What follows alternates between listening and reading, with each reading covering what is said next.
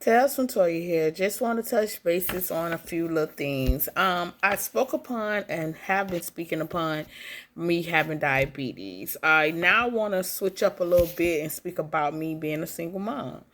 Um, I was involved for 11 years and I never got pregnant, never had a miscarriage, never had any issues.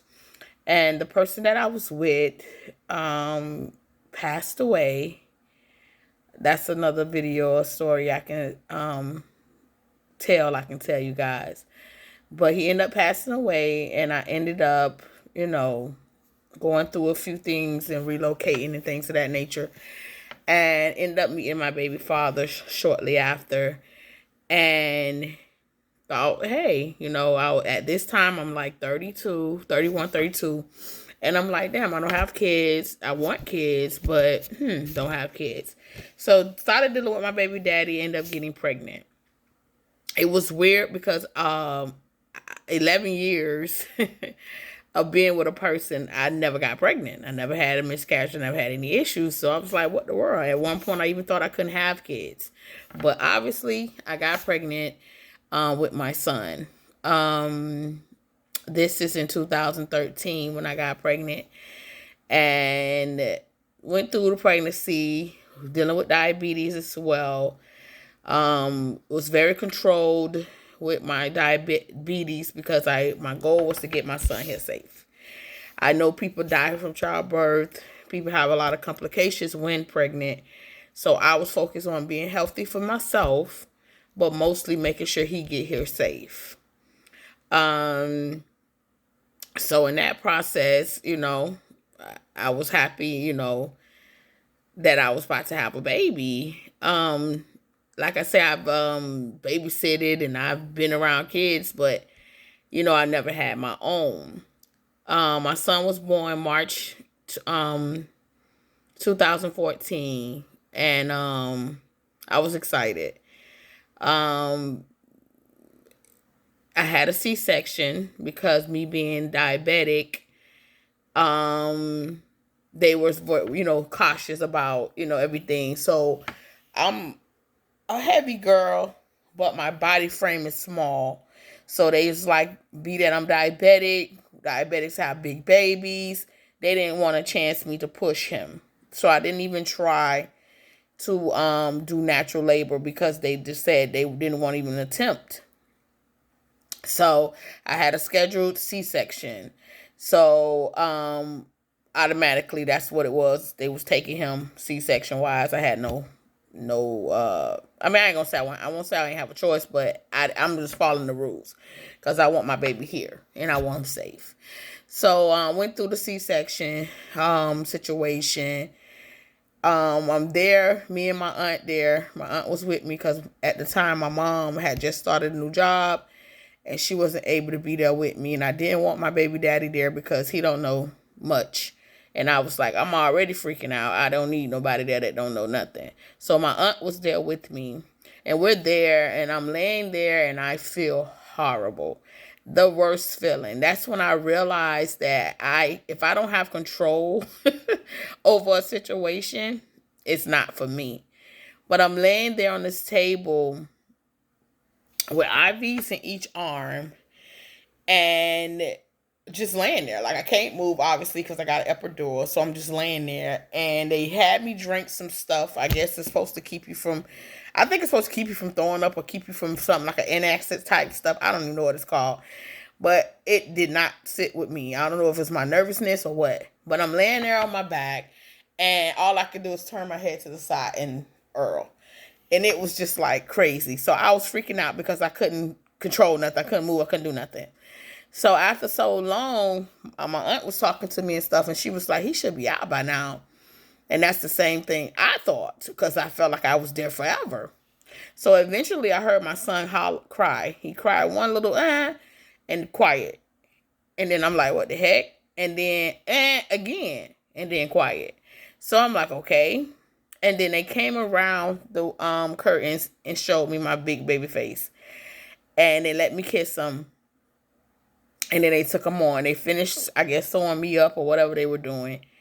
And basically told me my son had to go to ICU, the NICU, I guess you want to call it. And that freaked me out. Again, I'm first time mom. I don't know. I'm like, what do you mean? And they never said why really to me, but as I got the paperwork for my discharge, and I've had my CNA license, so I have a little medical background. So I read over the paperwork and found that my son cord was wrapped around his throat twice.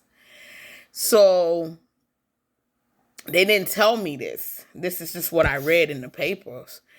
And thank God I didn't try to push him, because he probably would have died, is my thoughts. Like I said, I'm not a doctor. I'm just a regular person. But, so he was in the NICU for like 5 days. It freaked me out because I'm in the hospital, and with a C-section, you stay a little longer than you normally do because you had a C-section. And I hear the people, their babies in their room. I'm crying because I'm scared for my baby. I have to walk to the NICU, which wasn't far, but far enough, and things of that like nature. But it was really scary.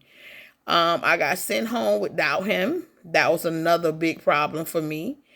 The first couple of times that I saw him, I didn't know if I could hold him or not, because he had all these cords. He had a feeding tube, and stuff like that. So it was a little scary. So when I asked, I think like the second time I went, or the third time I went, I was like, "Can I hold him?" And it was like, "Sure." So I got able to hold him and everything. I remember them coming to me and having me sign paper for them to intubate him for some reason. They never told me why, or if they did, I don't remember. So they had signed papers for them to do that. They did that.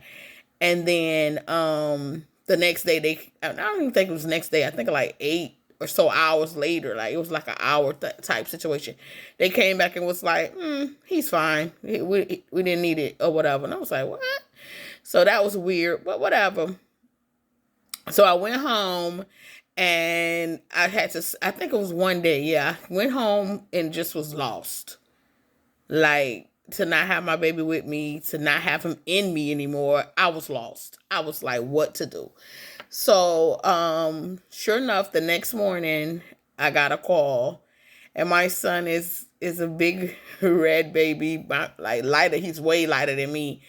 And the nurse called, and she was like, "You could come get your pumpkin." And I was elated to go get my baby. I zoomed, got up, got dressed, everything was in the car seat, all that stuff was already in the car. Couldn't wait. The hospital like 5 minutes away. I think I got there in 2 to get my baby. And I was so excited to be able to bring him home. And yeah, it was a joyful moment for me, having him and also being able to bring him home. So you guys going to hear about him a lot, because he's my everything. He's my only. And he's a handful.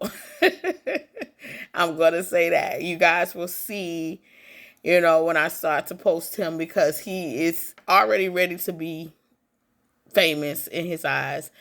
But yeah, you guys are gonna see he's a lot. He's a lot to deal with.